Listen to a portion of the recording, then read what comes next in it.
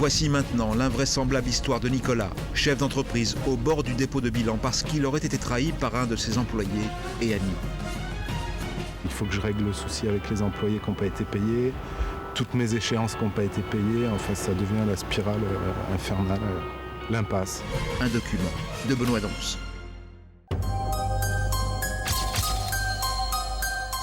J'aurais jamais pensé qu'on pouvait me faire ça dans la vie, ça c'est sûr. Et je souhaite à personne cette situation. 2 ans de travail, oui, qui partent en fumée à cause de personnes à qui j'ai fait confiance. Et c'est un coup de couteau dans le dos. On s'y attend pas, quoi. Ça, c'est vraiment une trahison. Ils m'ont vraiment tout pris. C'est injuste, vraiment. Ils m'ont mis KO. Ça peut pas se passer comme ça, c'est pas possible. Ça devient la spirale infernale, l'impasse. Ça va taper le Christ par la gueule aujourd'hui. Arrête de dire. Mais on est venu Moi, je sais que c'est l'impasse, quoi, qu'il n'y aura pas de solution avec lui, puisqu'il est dans sa mythomanie.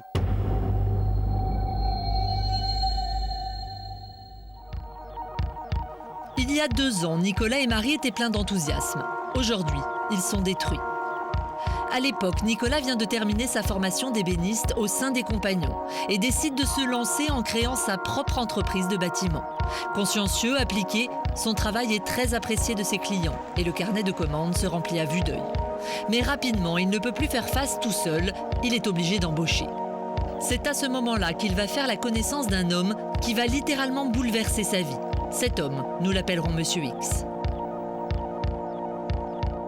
En fait, j'ai énormément de travail qui est arrivé d'un coup, donc j'avais besoin d'une aide en permanence à côté de moi et quelqu'un sur qui je pouvais compter pour m'aider, pour me soulager dans le travail en tout cas. C'est un ami qui m'a présenté cette personne en me disant qu'il cherchait du travail et une formation pour apprendre un métier. Donc je lui ai proposé de le former et de lui apprendre un métier et pour qu'il s'en sorte dans la vie et sortir de la galère dans laquelle il était, quoi. Monsieur X n'a pas d'expérience, mais Nicolas décide de lui donner une chance. Le 1er décembre 2005, il lui fait signer un contrat à durée indéterminée en qualité d'ouvrier du bâtiment. L'aventure peut commencer. C'est vrai que c'était quelqu'un qui n'avait pas forcément d'expérience, mais qui semblait en tout cas en vouloir. Et c'est ce qui comptait pour Nicolas en tout cas. Au début, on devient très vite amis et puis il est très motivé pour le travail. Je me dis, ça y est, j'ai trouvé l'employé qu'il me fallait et donc tout se passait très bien à ce moment-là. Les 2 hommes s'entendent bien et passent même leurs vacances ensemble. L'entente est excellente, comme en atteste ce message reçu par Marie. Mais selon Nicolas, le manque d'expérience et de compétences de Monsieur X aurait rapidement pesé lourd sur les comptes de la société. Par la suite, la situation s'est dégradée, il était plus trop motivé.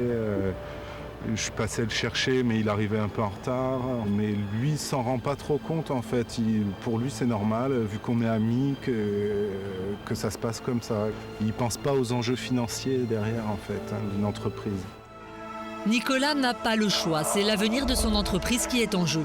Il doit prendre une décision. À un moment, je lui dis, écoute, ça peut plus durer, faut qu'on arrête là, quoi. Je suis désolé, mais on doit arrêter le travail ensemble, c'est plus possible. Les 2 hommes sont contraints de se séparer. Le 30 juin 2006, Monsieur X reçoit son solde de tout compte. Après le licenciement, on continue de se voir comme des amis.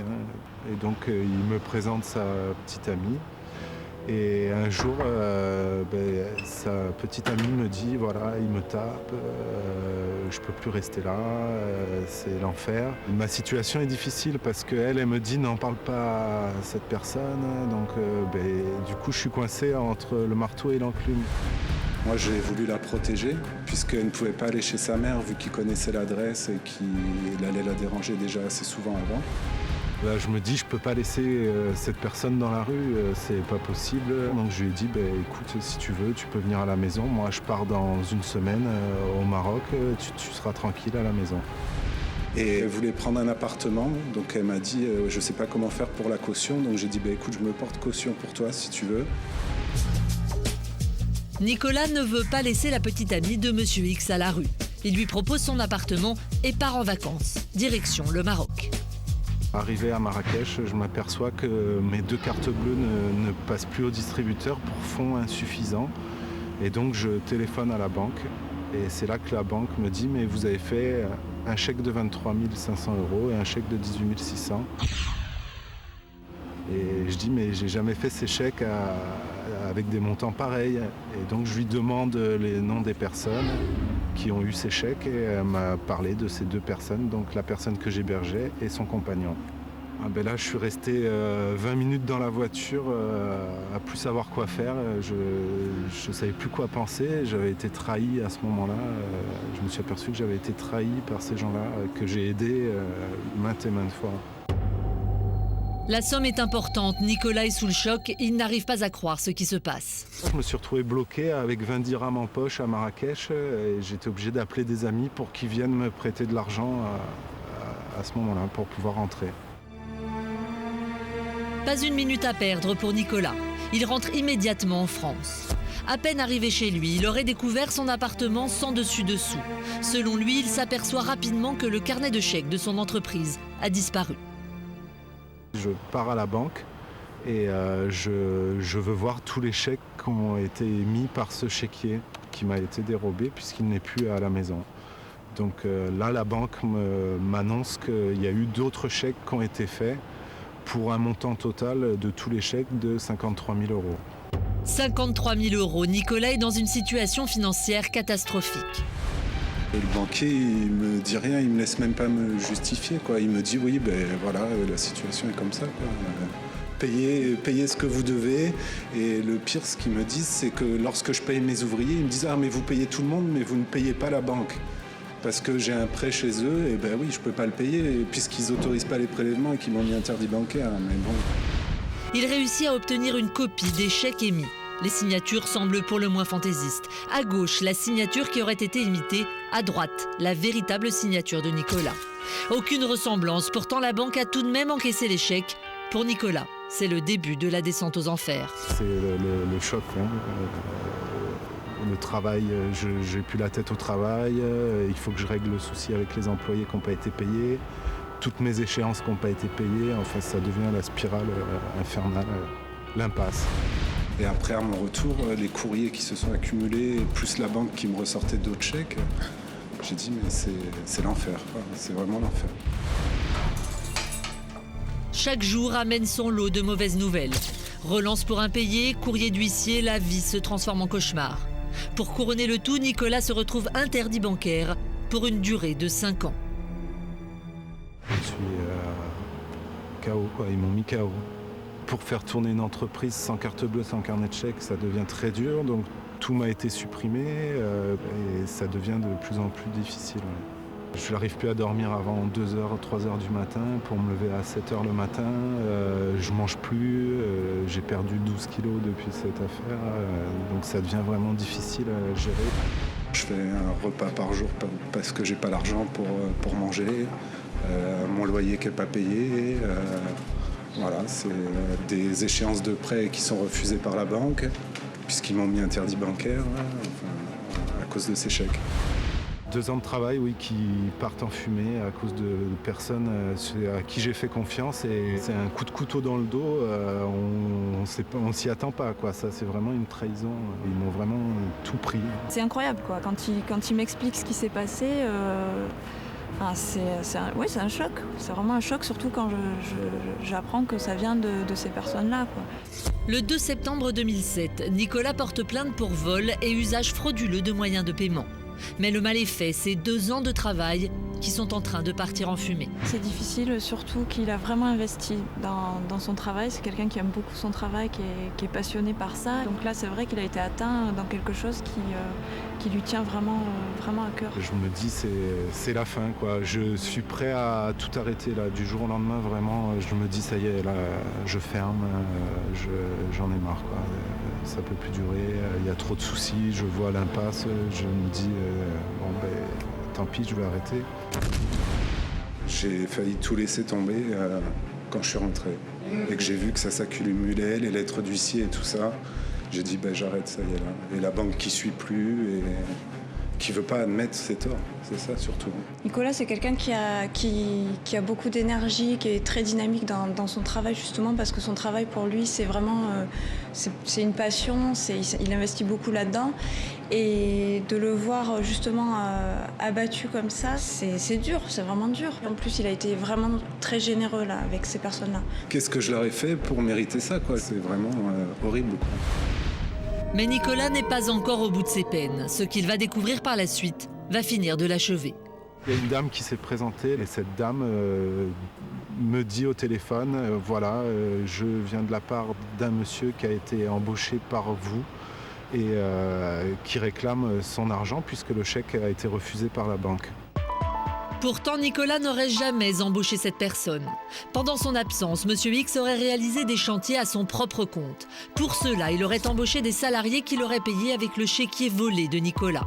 Pire encore, il leur aurait fait des faux bulletins de paye sous l'entête de l'entreprise de notre témoin. À gauche, un exemplaire de fiche de paye réalisé par la comptable de Nicolas.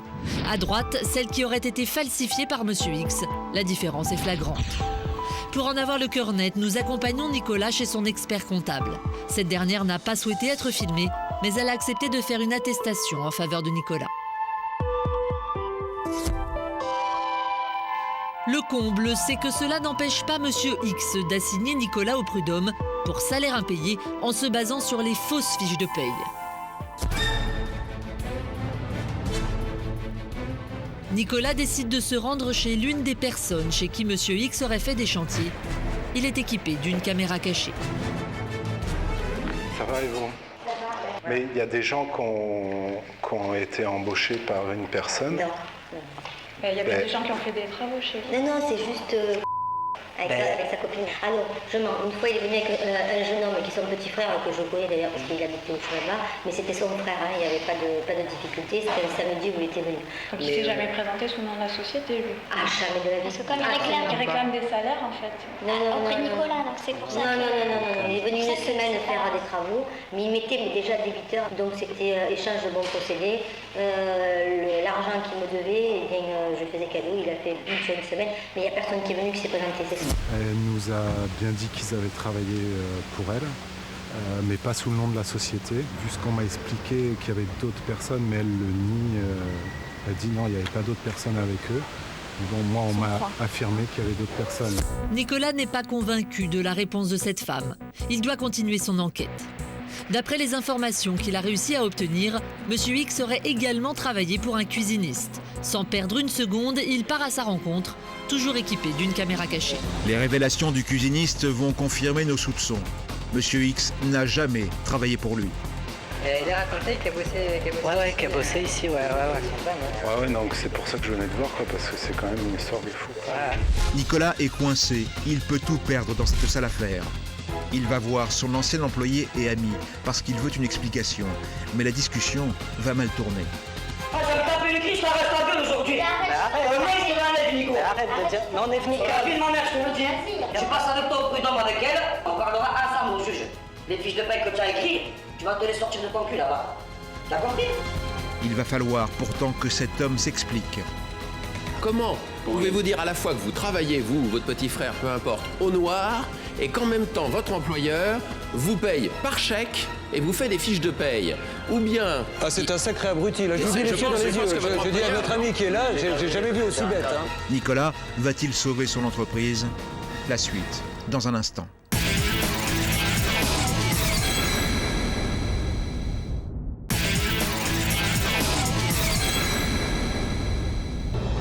Nous étions à l'instant avec Nicolas, un jeune entrepreneur au bord du dépôt de bilan parce qu'il aurait été trahi par un ami et ex-employé que nous appelons Monsieur X.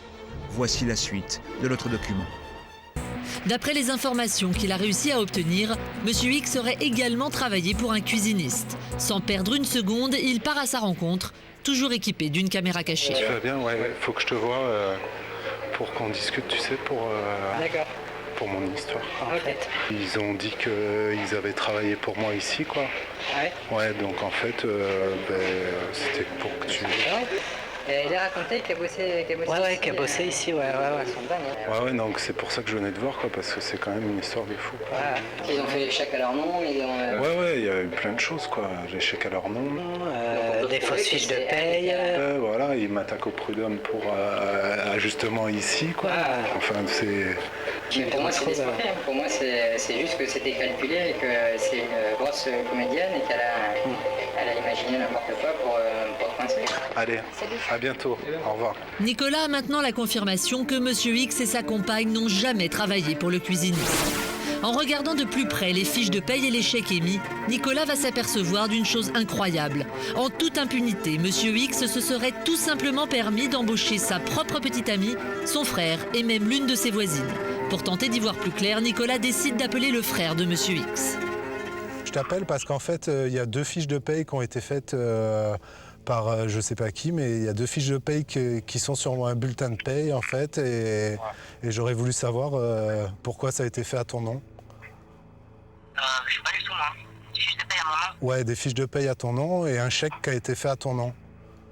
Je vais appeler ma banque pour voir, mais je peux voir que j'ai des fiches de paye, tout ça, quoi. Mais bon, t'as jamais été embauché par moi sous ma société? Je sais pas du tout, moi j'ai pas de fiches de paye chez moi, là, donc je vois pas de quoi tu parles de fiches de paye. Bon, ben je te remercie. Allez, au revoir. Le frère de Monsieur X affirme ne pas être au courant des fiches de paye.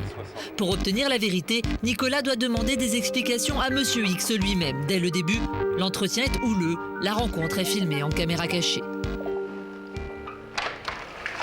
Ouais, c'est bon. Bonjour. Ouais, j'aurais voulu avoir des explications. Oui. Je vous en prie. Ça va? Ouais, Pourquoi tu les fais rentrer? Je sais pas. Je vais taper le cri, je t'arrête ta gueule aujourd'hui. Arrête de dire. Mais on est venu calme. Ma mère, je te le dis. On est venu parler calmement. Je vais t'appeler pour que tu montes avec lui, Nico et tout, pour réparer les choses. Voilà, qu'on discute. Mais j'ai rien fait, Ludo. Qu'on discute. Pourquoi tu as fait ça? Moi, je voudrais juste savoir pourquoi vous avez fait des chèques de 23 000 euros et 18 000 euros et des chèques à ton petit frère, des chèques à... Tu t'excuses pas? Je vais te dire. Tu passes avec toi au prud'homme avec elle, on parlera ensemble au juge. Les fiches de paie que tu as écrites, tu vas te les sortir de ton cul là-bas. Tu as compris? Tu le sais? Mais sur la vie de ma mère, j'ai peur de rien, Nico. De toute façon, les fiches de paye. D'après Monsieur X, c'est Nicolas qui lui devrait de l'argent. Et lorsqu'on lui parle des fiches de paye, voilà sa réponse. Oui, pourquoi vous avez fait des chèques? Mais je te dois d'où? Attends, tu veux qu'on revienne sur quelque chose là? Que tu as oublié là? Quoi? Quoi? Tu m'as fait travailler pour rien ou quoi avec toi? Mais tu m'as piqué ma copine et tu m'as fait travailler pour rien toute l'année, tu pourrais me montrer n'importe quoi, mais toute l'année, t'as pas travaillé toute l'année. T'as pas travaillé toute l'année. 40 000 euros, tu me devais 50 000 euros, tu me devais. T'avais le capital, on devait dire on devait partager à la fin de l'année de l'entreprise. J'avais travaillé toute l'année avec lui, on devait partager à la fin de l'année. Tu vois ce que je te dis? Avec lui, des fois, ça fait tourner la tête, c'est pas bon. C'est pas bon, tu vois ce que je te dis? Voilà. Les fiches de paye, tout ça, c'est... Il y a plein ça, je m'en fous. Il n'a pas employé les gens et... mais ça, je m'en fous. Pourquoi il y a des fiches de paye alors qu'il n'a pas employé vraiment les gens? Si, il a pris, il y a des gens qui ont dit qu'il a travaillé, ne t'inquiète pas, il y a les trucs du chantier. Bon, tu payes, il a fait bosser. Il ne fait pas travailler tous ces gens-là. Il a fait travailler. Il a dit reste là, travaille, vas-y, je te paye gratuit, faisais. Travaille, je te paye gratuit. Tu as fait la faute, Nico. Franchement, tu m'aurais fait bosser, j'aurais passé mon permis correctement, tu n'aurais jamais eu d'histoire avec moi, Nico. Une nouvelle fois, Monsieur X affirme que son petit frère et sa petite amie ont bien travaillé pour Nicolas. Les deux hommes se séparent, la situation est pour le moment dans l'impasse. Au début, ça s'est mal passé parce que il a voulu m'agresser un peu, et très énervé. Il a sorti des propos incohérents, comme quoi je lui dois 40 000 euros par rapport à des bénéfices sur l'entreprise, alors qu'il n'apparaît pas dans les statuts de la société et que c'est pas vrai, quoi. Il veut qu'on rediscute, mais bon. Moi, je sais que c'est l'impasse, qu'il n'y aura pas de solution avec lui, puisqu'il est dans sa mythomanie. Et il est persuadé de ce qu'il raconte. Donc j'ai peur de ne pas avoir d'autres solutions vis-à-vis de lui. En se voyant et surtout en s'écoutant dans le reportage, Nicolas est écœuré. Le jeune entrepreneur est au bord du dépôt de bilan. Plus grave, il estime avoir été trahi par plusieurs de ses proches, en qui il accordait toute sa confiance. Quoi qu'il fasse, je ne pardonnerai jamais. Pourquoi? Parce qu'il a cassé un lien d'amitié qui était quand même assez important. Et je veux dire, une amitié cassée dans des conditions comme ça se pardonne pas, quoi. Je comprends pas, quoi. Et en plus, il a pris 18 000 € pour lui, 23 000 € pour elle. Il a fait des chèques pour son petit frère, des chèques pour une autre femme, des chèques pour une agence immobilière, des chèques pour une autre personne que je connais pas. Pire, l'ex-employé de Nicolas n'hésiterait pas à inventer une histoire pour traîner son ancien patron en justice. Ça ressemble vraiment à de la mythomanie parce qu'il est incohérent. Quand il fait des fausses fiches de paye, il se fait des chèques qui passent pas, il attaque au prud'homme. C'est dingue. Pour couronner le tout, l'homme n'aurait pas hésité à effrayer Nicolas et Marie quand ils se sont présentés à son domicile. Il s'attaque vraiment à Nicolas et il a des menaces qui sont quand même... c'est des menaces de... Donc, le seul dialogue qu'il a pu avoir avec lui, la réponse, ça a été ça. Bon, même si je fais de la prison, c'est pas grave. Et alors le fin du fin, c'est qu'ils se sont servis donc à des fins personnelles, mais après ils se sont servis carrément de votre société pour même embaucher des gens. Oui, c'est ça qui est terrible, quoi. Les accusations dont font l'objet M. X et sa compagne sont accablantes et peuvent avoir de très sérieuses conséquences. Julien Courbet demande à Gérard Michel de nous en dire plus.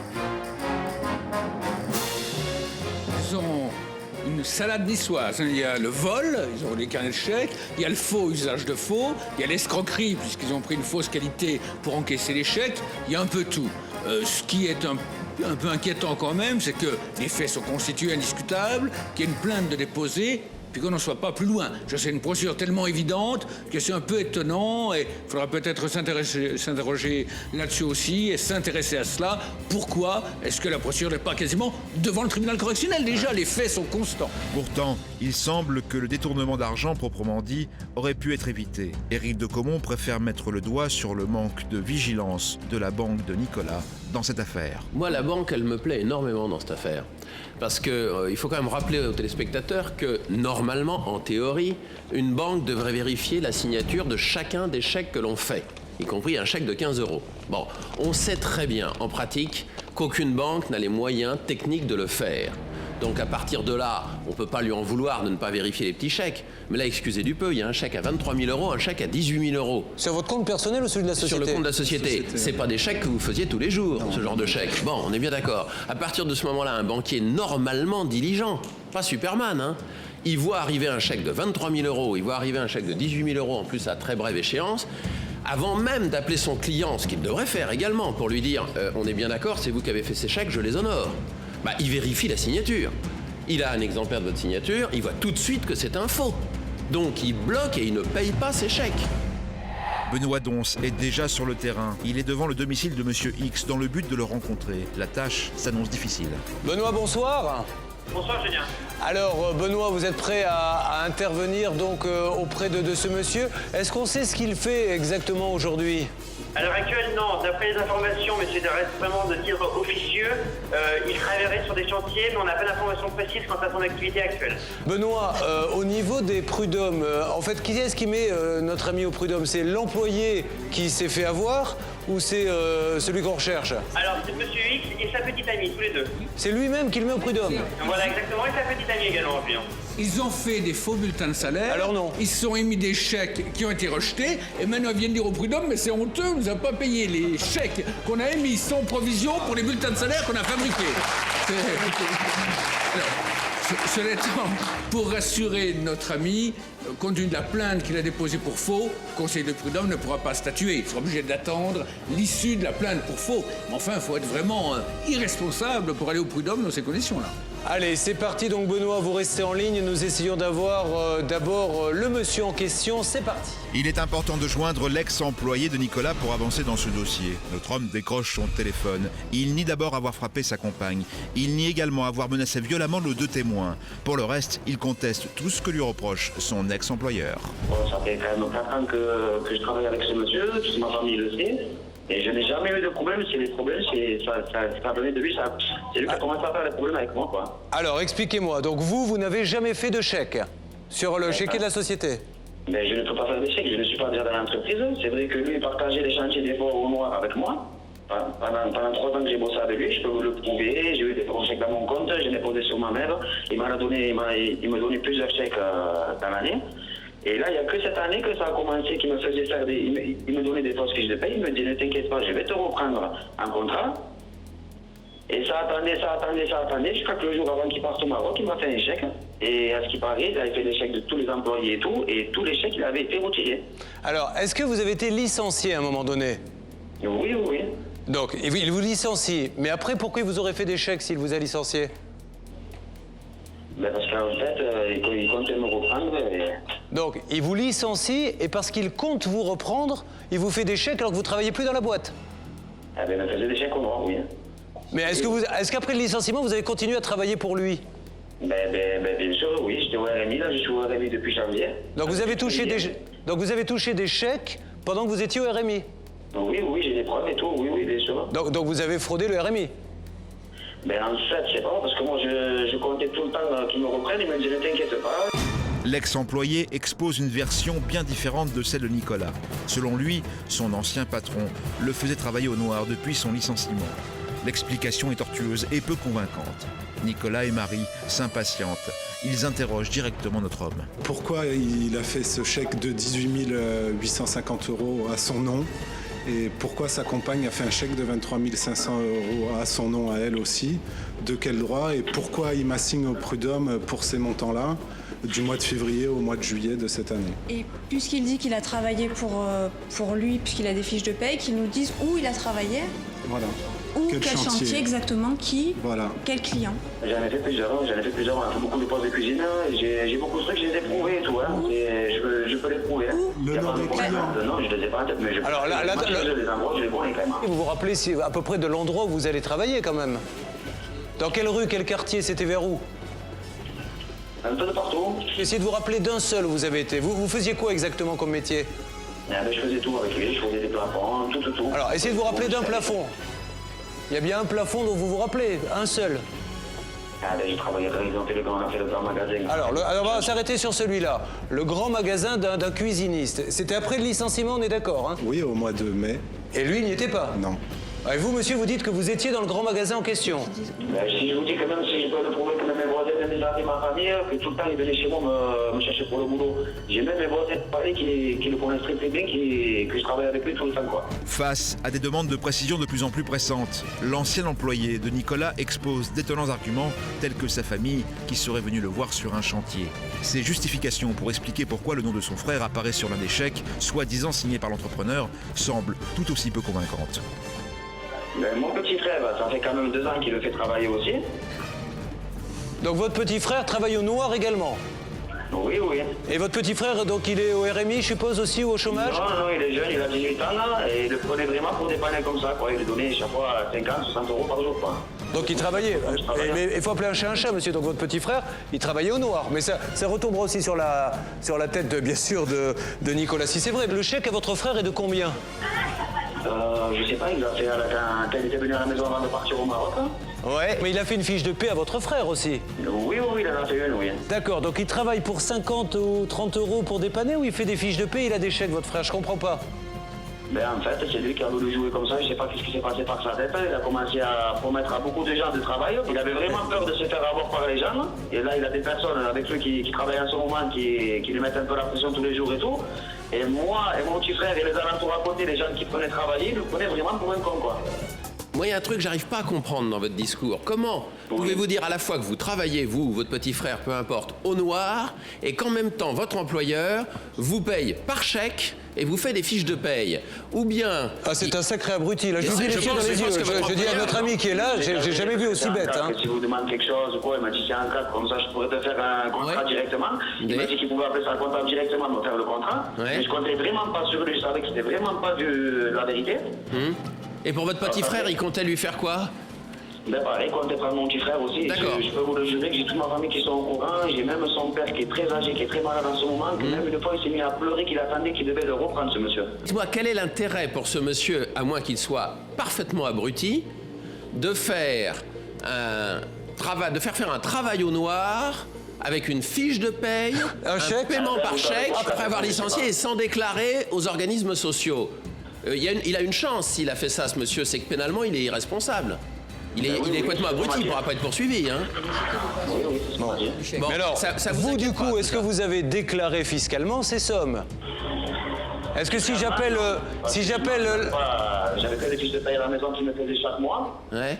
Et je ne les ai pas déclarés aux impôts. Mais là, je comptais les déclarer quand j'ai passé au prud'homme. Là, j'avais tout préparé, j'ai fait toutes mes photocopies. Et l'organisme du RMI est au courant que vous avez touché ces sommes. Si on les appelle tout à l'heure pour leur dire est-ce que vous êtes au courant qu'il y a ça et ça, ils sont au courant. Ah, le RMI, non, c'est quand je vais passer le 2 ou le 3 décembre, là. D'accord. Maître Michel. Oui, bonjour monsieur. Vous savez, il faut que vous arrêtiez, parce que vous pouvez raconter des histoires à tout le monde, mais il y a un moment où vous ne pourrez plus en raconter, c'est la justice. Vous avez deux problèmes, je vais vous expliquer lesquels. D'abord, les chèques. Ils ne sont pas de la signature de ce monsieur. Et je vois pas pourquoi non seulement il vous ferait des chèques pour vous payer au noir, mais pourquoi il ferait une fausse signature. Et donc, deuxièmement, ces chèques, il y en a une partie qui ne pouvait pas être débitée de son compte. Il n'y avait pas assez d'argent. Alors je voudrais bien savoir pourquoi il vous ferait des chèques avec des fausses signatures pour travailler au noir et en plus sans avoir les moyens de les honorer. Attention, peut-être que c'est... Excusez-moi, je vais vous expliquer parce qu'il a dit à ma copine, je vais lui faire le chèque, comme ça il me laissera tranquille. Il a dit. Oui, parce que ça sera bien, monsieur, parce que je vais terminer quand même l'histoire. Les bulletins de salaire que vous avez et que vous avez sans doute donné à votre avocat pour aller au prud'homme, il y a un problème, c'est qu'ils sont manuscrits et on a l'attestation de l'expert comptable de la société, ils sont faux. Les autres bulletins de salaire, ils sont tous informatisés. Alors soit, monsieur, on parle raisonnablement et vous arrêtez de raconter n'importe quoi, soit vous allez assumer. C'est-à-dire vous irez expliquer à la police, au procureur et au tribunal qui a fait ces chèques, qui a fait ces bulletins de salaire, qui a encaissé les chèques et pourquoi. Vous me dites en votre âme et conscience que vous n'avez jamais signé aucun chèque. Ah non, pas du tout, non. Parce qu'il y a des chèques qui n'ont pas été signés par lui. J'ai jamais eu son chèque dans mes mains déjà, monsieur. D'accord. Parce que figurez-vous qu'à la banque, il y a une dame, alors je ne sais pas qui s'est présentée avec un chèque de la société de monsieur. Elle a déposé le chèque sur son compte et elle a de 23 000 € et elle a retiré dans la foulée 11 000 en liquide. Une dame. Alors, à moins que ce jour-là, il se soit travesti, je ne sais pas, parce que dans sa folie, on pourrait penser qu'il est capable de tout. Tout est effectivement envisageable, mais il est probable que la compagne de notre homme se soit rendue à la banque. À ce propos, comment Monsieur X explique-t-il qu'un chèque ait pu être signé au nom de cette jeune femme? En fait, c'est un peu une longue histoire. Ouais, il venait à la maison à ce moment-là. Bon, il s'est passé des trucs. Il a pris un appartement à ma copine, il s'est porté garant, il le mettait sous son compte. D'accord. Il a fait des virements tout pour lui dire quitte-le, parce que je dois des sous et j'ai pas envie de le payer. Il disait comme ça à ma copine et tout. Ma copine, ça lui a pas plu parce qu'elle n'est pas ici pour l'argent. Bien sûr. Elle n'est pas vraiment quelqu'un pour l'argent. Alors tu vois, elle avait remis un petit peu à sa place. La compagne de Monsieur X a pourtant bien encaissé l'argent. Il est temps de l'appeler pour savoir si, comme nous l'imaginons, elle a signé les chèques trouvés dans l'appartement de Nicolas. Je n'ai rien à dire, moi ça n'a rien à voir, moi ça me concerne pas, j'ai eu juste un problème avec Nicolas parce que mon copain avait cru que j'avais des rapports personnels avec lui, c'est tout, hein. J'ai sous les yeux un chèque de 23 100 €, c'est une écriture de femme qui a rempli ce chèque, qui est à l'ordre d'une dame. Moi je n'ai rien à dire. Alors, vous avez encaissé, à quoi correspondent ces... Bien. Les choses sont un petit peu plus claires maintenant. Nous ne pouvons rien affirmer quant au rôle joué par cette jeune femme dans l'affaire, mais elle en sait sans doute beaucoup. Nous retrouvons Monsieur X en ligne. Donc vous n'êtes pas au courant qu'il y a un chèque de 23 500 € qui était fait sur le compte de la copine? Si, ça, il devait, à ce qui paraît, il avait ramené au magasin de 4x4, il comptait lui acheter un 4x4. Il lui a dit, tu viens avec moi, tu vas t'acheter un 4x4, tu travailleras pour moi gratuit, t'inquiète pas. Tu travailleras pour moi gratuit? Tout ce qui existe au monde, quoi. Bon, alors, monsieur, là, après vous faites comme vous voulez. Nous, on est là, je ne sais pas si vous connaissez un peu l'émission, pour arranger les choses. Oui, je regarde un peu. Voilà, avant que ça aille au tribunal. Parce que là, à mon avis, monsieur, et j'ai une petite expérience de la chose, puisque nous allons bientôt fêter la 500e émission, là, on est quand même dans le haut du panier. C'est-à-dire qu'on a traité beaucoup d'arnaques et de choses comme ça, mais là, on est dans le top 20, là. Monsieur X commence à prendre conscience de la gravité des faits. Éric de Caumont se charge à son tour de lui rappeler ce qu'il risque. Monsieur, vous m'excuserez si j'en oublie, parce que c'est très difficile d'être exhaustif, parce que il y a quand même une certaine richesse imaginative dans cette affaire, c'est le moins qu'on puisse dire.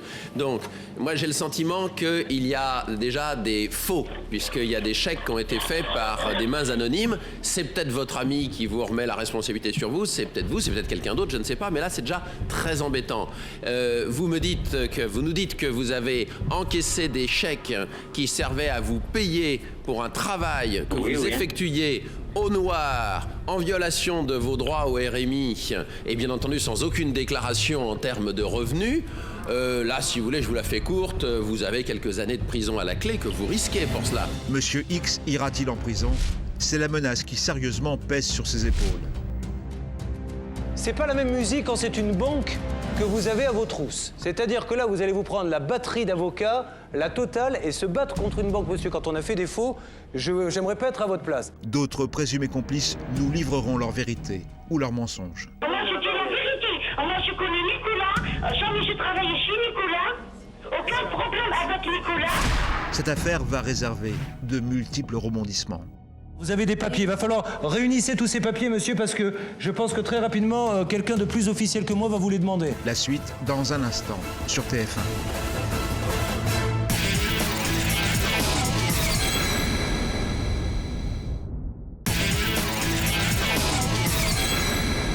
Il y a quelques instants, nous étions en compagnie de Nicolas. En rentrant de vacances, ce jeune entrepreneur s'est aperçu que son argent et ses moyens de paiement s'étaient envolés. Il soupçonne l'un de ses ex-salariés, devenu son ami. Cet homme est en ligne avec nous. Vous nous dites que vous avez encaissé des chèques qui servaient à vous payer pour un travail que vous effectuiez au noir, en violation de vos droits au RMI, et bien entendu sans aucune déclaration en termes de revenus. Là, si vous voulez, je vous la fais courte, vous avez quelques années de prison à la clé que vous risquez pour cela, parce qu'il y a de la fraude fiscale, il y a des fraudes aux prestations qui vous ont été versées. C'est particulièrement grave. Et ça, quelle qu'ait été la responsabilité éventuellement de monsieur Nicolas qui aurait fait des choses complètement aberrantes, ça ne vous exonère pas de votre propre responsabilité pénale, monsieur. Permettez-moi de vous dire un truc, il est sympa et finalement c'est une chance qu'il soit venu ici. Et je vais vous dire pourquoi. Parce que là, il peut se retourner contre la banque, d'accord?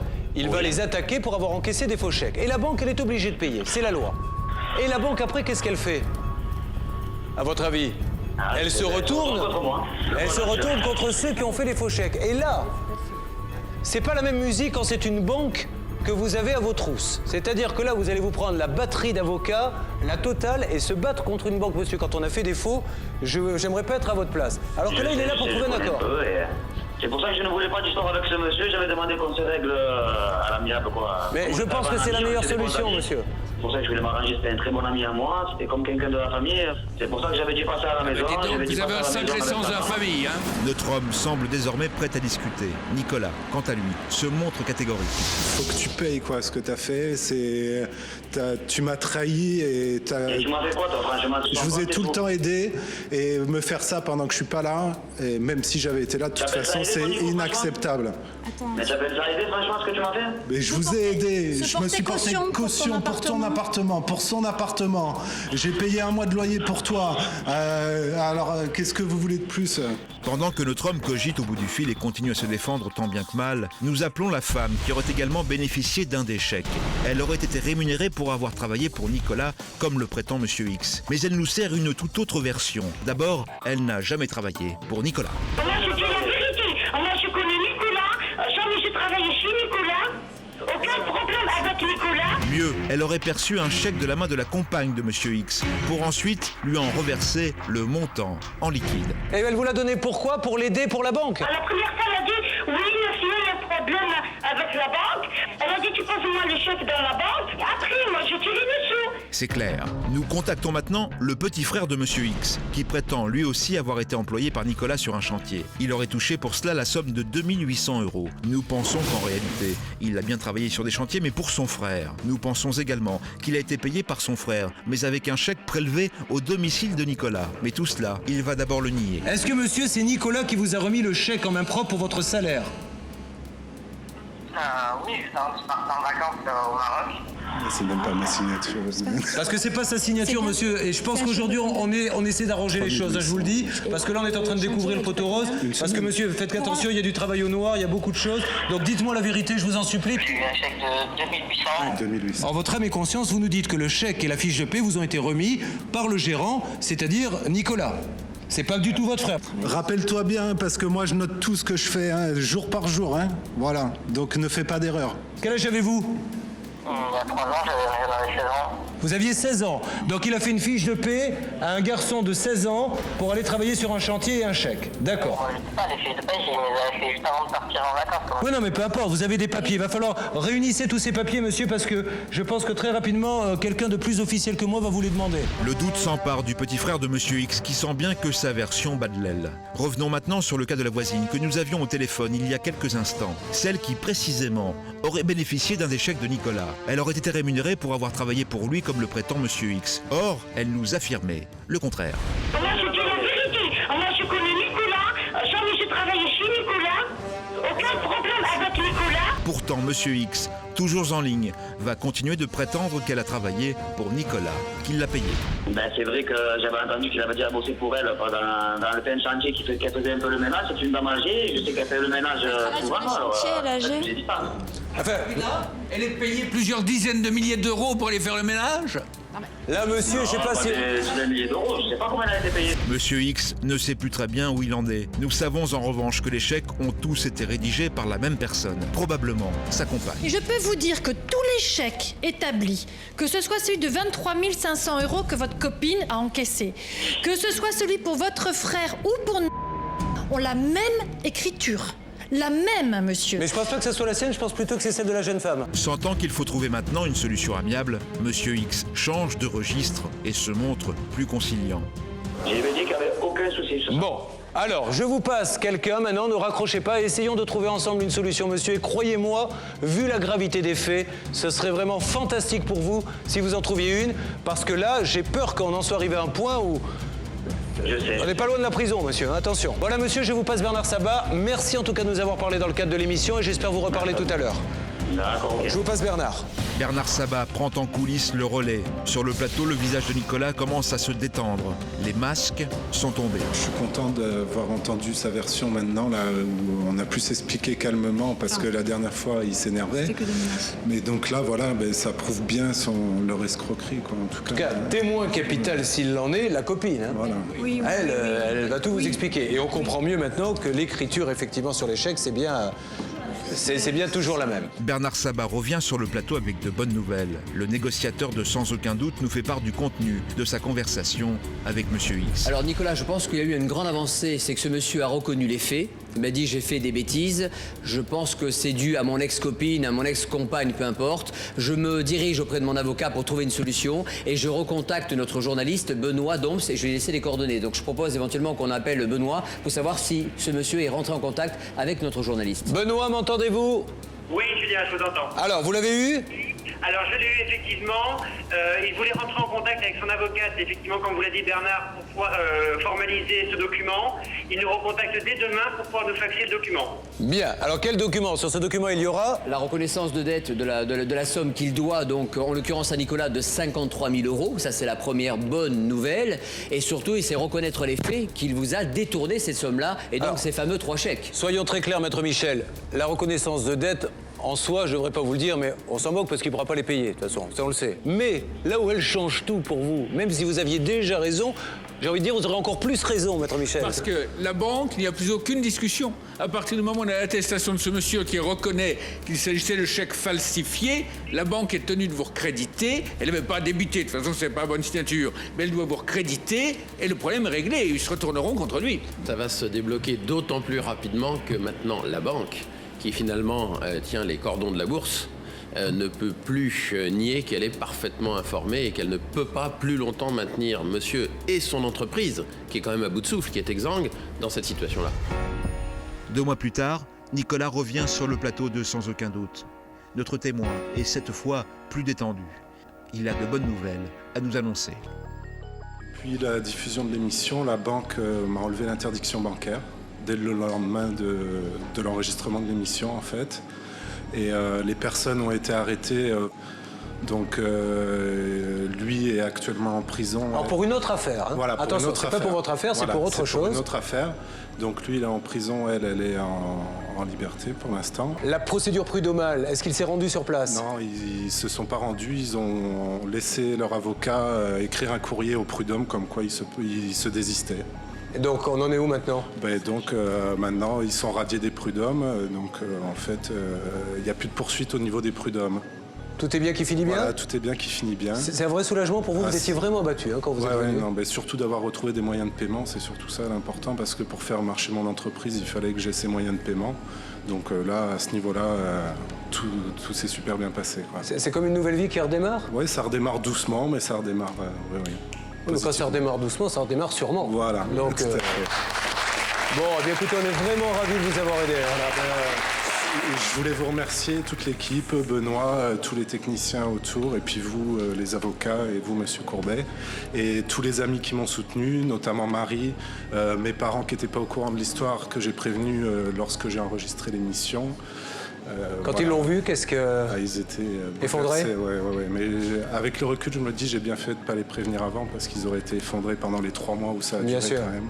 Donc voilà, et je voulais remercier tous mes amis qui m'ont soutenu, vraiment. Merci à eux, merci. Je vous souhaite beaucoup de bonheur, Nicolas. On vous raccompagne. Merci, Nicolas.